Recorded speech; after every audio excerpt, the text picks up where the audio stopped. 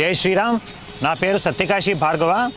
నేను రాసిన ఈ మానవోత్తమ రామలోని రాముడి యొక్క 16 అద్భుతమైన గుణాలను అయోధ్యలోని ప్రముఖమైన 16 ప్రదేశాలలో ఒక్కొక్క ఎపిసోడ్గా తెరకెక్కించి మీ ముందు ఉంచబోతున్నాం.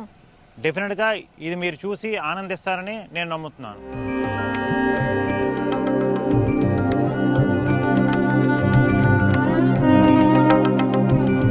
ఈరోజు మనం ఒక దివ్యమైన భక్తి క్షేత్రంలో ఉన్నాము. ఇది అయోధ్య నుండి 25 కిలోమీటర్ల దూరంలో ఉన్న నంది గ్రామం.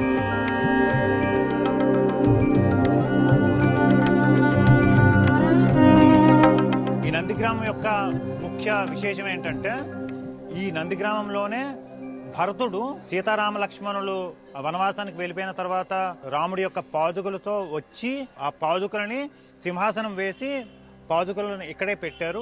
అండ్ ఇక్కడే భరతుడు ఆశ్రమం కూడా నిర్మించుకున్నారు. ఎందుకంటే సీతారాములు లేని అయోధ్యకి నేను వెళ్ళను, ఇక్కడే ఉంటాను, మళ్ళీ 14 సంవత్సరాల తర్వాత సీతారామ లక్ష్మణులు వచ్చిన తర్వాతే నేను అయోధ్యలోకి ఎంటర్ అవుతానని ఇక్కడే ఉండిపోయారు.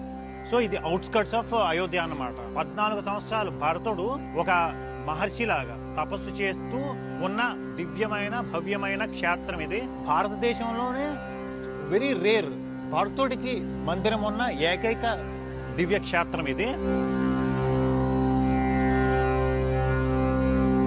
రాముడి ఎంత ధర్మాత్ముడో భరతుడు కూడా అంతే ధర్మాత్ముడు. నిత్యము ఇక్కడ సీతారామనామ సంకీర్తన జరుగుతున్న చాలా పవిత్రమైన స్థలం ఇది.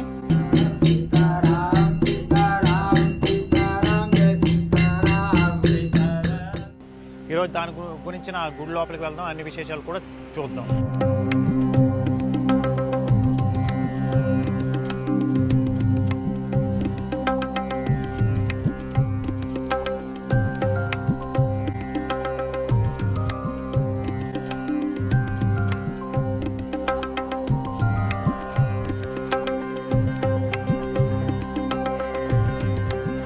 ఇదేంటంటే వాల్మీకి రామాయణంలో ఇది లేదు, కానీ రామచరిత మానస్ శ్రీ తులసీదాస్ గారు రాసిన రామాయణంలో ఈ ఘట్టం అనేది ఉన్నది.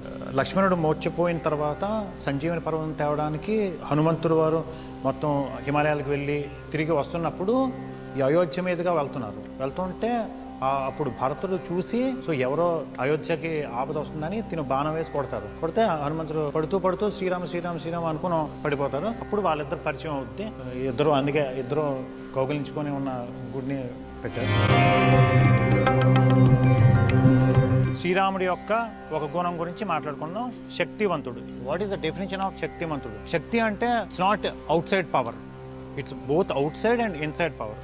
బుద్ధి బలము, భుజబలము రెండూ రాముడికి అత్యంత సుసంపన్నంగా ఉన్నాయి అని అర్థం. బుద్ధి బలము, భుజబలము రెండూ ఉన్నప్పుడే ఎవరినైనా శక్తివంతుడు అంటారు. సో రాముడు both out side and inside very powerful.